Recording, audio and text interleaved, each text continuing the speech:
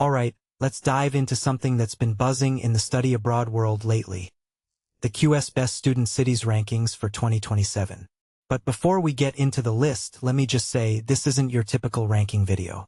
Personally, I think what makes these rankings so fascinating is how they go beyond just academics. They're not just about which city has the best universities. They're about the whole experience. And let's be honest, when you're moving halfway across the world to study, you want to know if the city itself is going to make your life better or worse. So, let's break this down. First off, why does this even matter? Well, if you're a student planning to study abroad, you're probably juggling a million questions. Where will I get the best education? Where can I actually afford to live? Will I find a job afterward? And let's not forget, will I even enjoy living there? QS tries to answer all of these by looking at things like university quality, employer activity, affordability, and even student satisfaction. But here's the thing. These rankings aren't perfect. They're a snapshot, a starting point. What many people don't realize is that best is subjective. What's best for you might not be best for someone else. So, take these rankings with a grain of salt, but let's still explore what they're telling us. Now, let's talk about the top 10 student cities in North America. Spoiler alert, Boston takes the crown. But what's really interesting here is why Boston is number one. It's not just about Harvard or MIT, though, let's be real, those are huge draws.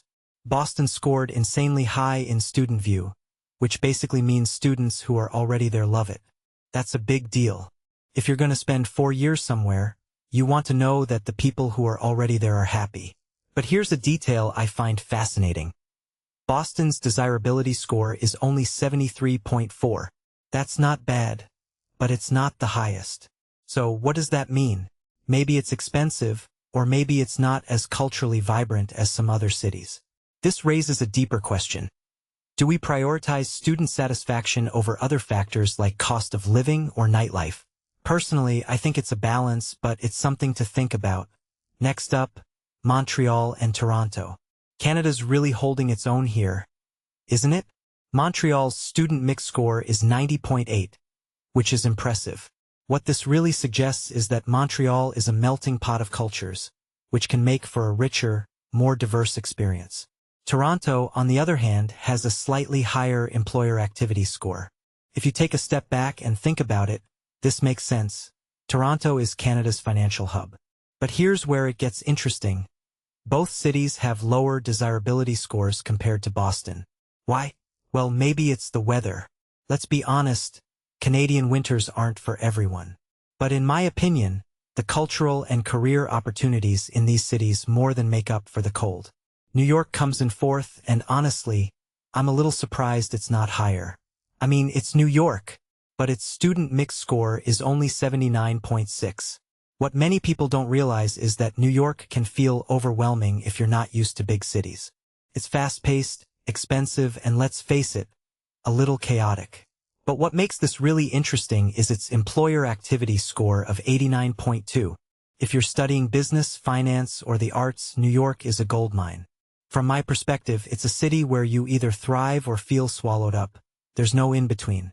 Vancouver, Los Angeles, and San Francisco are next, and these cities are all about lifestyle.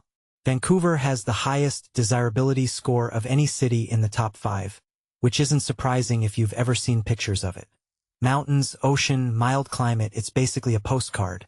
But here's the catch. Its employer activity score is only 80.8. So, if you're studying something niche, you might struggle to find opportunities.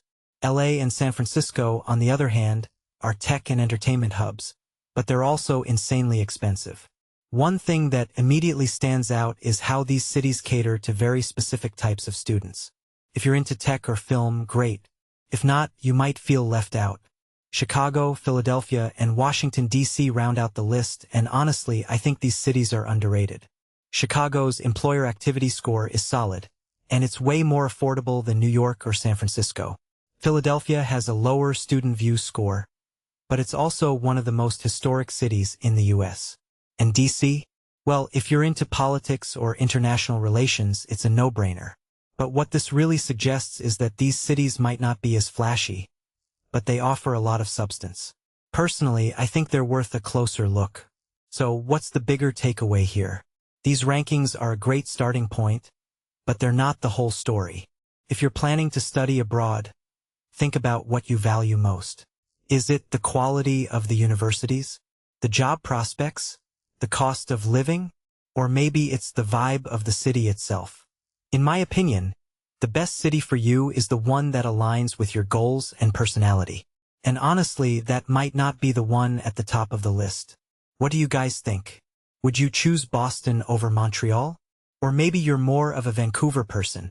Let me know in the comments.